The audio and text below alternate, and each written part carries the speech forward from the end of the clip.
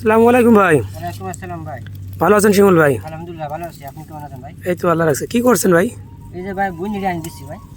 আচ্ছা আচ্ছা, আপনার এই লতি কচু গাছের বয়স কতদিন ভাই? ওই 8 মাস বয়স ভাই। তো 8 মাসে আপনার কি কেমন কি বিক্রি করলেন? তো 8 মাসে 2 লাখ টাকা পর্যন্ত বেচা কিনা করছি ভাই।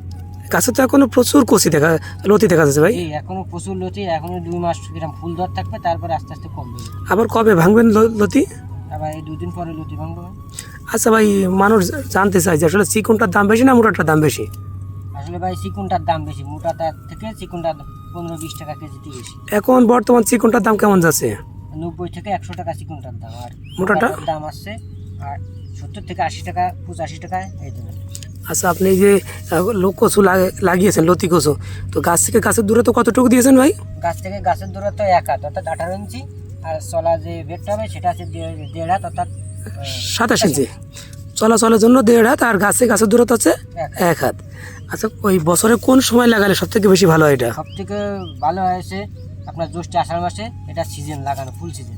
বছরে কয়বার লাগানো যায় এটা? বছরে 2 বার লাগানো যায়। সেটা কখন কখন? এটা যায় আছে জ্যৈষ্ঠ আষাঢ় মাসে আর আপনার আছে পুষ মাসে। আচ্ছা ভাই, বাজার দর যদি ভালো থাকে তাহলে 1 বিঘা লতি কচু চাষ করে কেমন টাকা আয় করা সম্ভব?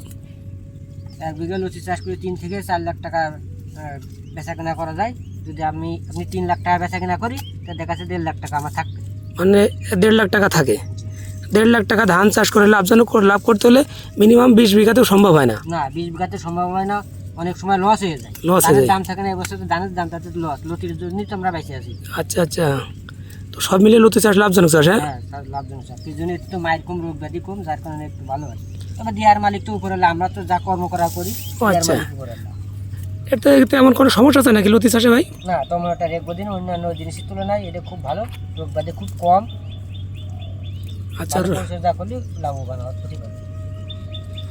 তো ধন্যবাদ ভাই, ভালো থাকবেন। হ্যাঁ, আচ্ছা ভাই, আপনাকে ধন্যবাদ।